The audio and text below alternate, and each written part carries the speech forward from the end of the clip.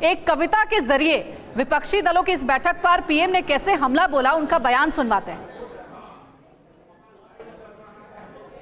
इनके लिए मैं यही कहना चाहूंगा, नफरत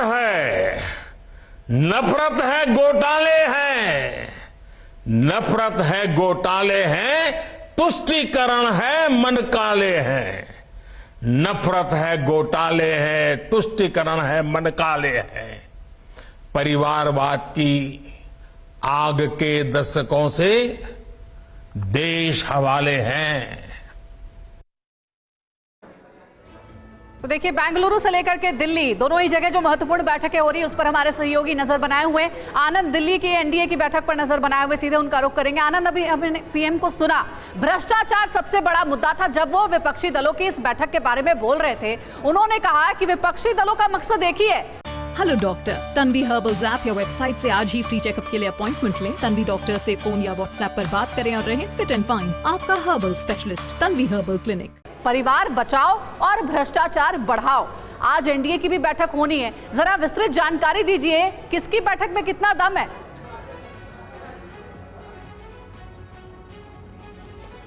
जी बिल्कुल, जाहिर तौर पे जो अपोजिशन की बैठक हो रही है, बीजेपी बार बार ये कह रही है कि वहाँ पे सब परिवारवाद वाले हैं, वहाँ पे भ्रष्टाचारी हैं और साथ ही साथ वहाँ ऐसे लोग हैं जो कि जातिवाद को बढ़ावा देते हैं। वहीं दूसरी तरफ जो एनडीए की बैठक होने वाली है, ये देश को विकास की यात्रा पर ले जाने वाला है।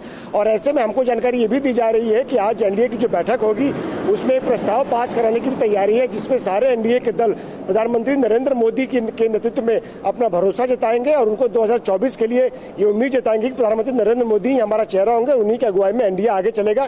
क्योंकि प्रधानमंत्री नरेंद्र मोदी के पीएम रहते हुए देश ने न सिर्फ विदेश के स्तर पर अपनी पहचान बनाई है, बल्कि देश में भी अलग अलग सेक्टर्स में उन्होंने विकास किया, समाज के हर एक तबके को वो आगे लेकर गए। और साथ ही साथ बार बार जो बीजेपी ये कहती रही है कि जो अपोजिशन है उसमें न नीयत है, न नीति है, न नेता है। तो लेकिन यहाँ अगर बीजेपी की बात करें तो यहाँ सबसे बड़ा जो एसेट है, सबसे बड़ा जो एक इनके पास पॉजिटिव पॉइंट है, वो नेता का है। और वो नेता है प्रधानमंत्री नरेंद्र मोदी, जो पिछले 9 सालों से देश का न सिर्फ नेतृत्व कर रहा है बल्कि एक ग्लोबल लीडर के तौर पर भी उभरा है। ठीक है आनंद, बने रहे आप हमारे साथ। इस वक्त प्रोफेसर नवल किशोर आरजेडी के राष्ट्रीय प्रवक्ता हैं, वो भी हमारे साथ जुड़ गए हैं। नवल किशोर साहब, मानते हैं आप प्रधानमंत्री नरेंद्र मोदी ने आज आपकी पार्टी पर भी जोरदार हमला बोला है, क्योंकि भ्रष्टाचार और परिवारवाद दोनों का जिक्र किया है और कहा है कि कट्टर भ्रष्टाचारियों का सम्मेलन चल रहा है बेंगलुरु में। देखिए, प्रधानमंत्री के पास इसके अलावा विकल्प क्या है? पिछले 10 साल में ना उन्होंने कुछ किया है, ना आगे कुछ करने का नियत रखते हैं। तो उनके पास यही एक रास्ता है कि जो भी विपक्ष में दल हैं उनको परिवारवाद के नाम पे, भ्रष्टाचार के नाम पे उनको बदनाम करें। और बदनाम करने के लिए 9 साल में उन्होंने बहुत काम किया है। सीबीआई का इस्तेमाल किया है, इनकम टैक्स का इस्तेमाल किया है। बार बार अपने भाषण में जब लोगों से संवाद करते हैं तो उनके पास चूंकि अपनी बात तो कुछ है नहीं बताने को, तो बार बार इसी चीज का नाम लेते हैं। इस देश को जितना भ्रमित किया गया है प्रधानमंत्री नरेंद्र मोदी जी के द्वारा, उतना देश का कोई भी प्रधानमंत्री अभी तक नहीं किया है।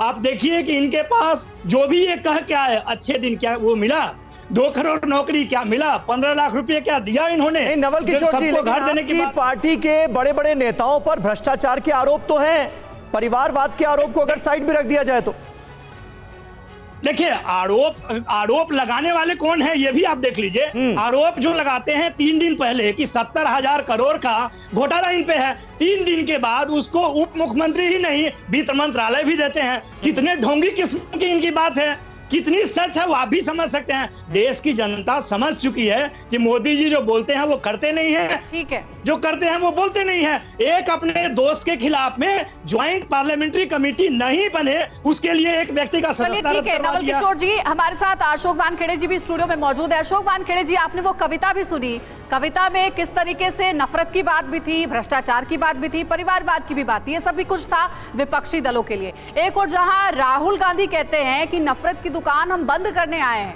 तो एक बार फिर से इसी नफरत को लेकर के पीएम ने इतना बड़ा बयान दे दिया विपक्षी दलों को लेकर, इस बैठक को लेकर। देखिए, जब वो कविता प्रधानमंत्री नरेट कर रहे थे, सुना रहे थे, तो मेरे जहन के सामने विजुअल्स चल रहे थे। जब वो भ्रष्टाचार की बात करते हैं तो मुझे वो तमाम भाजपा में आए हुए नेता भ्रष्टाचारी दिखते हैं, परिवारवाद की बात करते हैं तो वो दिखते हैं, उसके बाद जब तुष्टीकरण की बात होती है तो फिर बजरंग बली वाला बटन समझ में आता है। अभी हमारे मित्र ने कहा कि दिल्ली में कल तक गाली देने वाले कांग्रेस आम आदमी पार्टी एक दूसरे को साथ में बैठे हैं। अब राजभर साहब जिन्होंने ये कहता था कि मैं बीजेपी को गाड़ दूंगा, मैं योगी को कहां भेज दूंगा, मतलब पार्लियामेंट्री इतने अनपार्लियामेंट्री शब्दों में उन्होंने भाषण दिए, वो राजभर आप इनके साथ बैठ रहे हैं।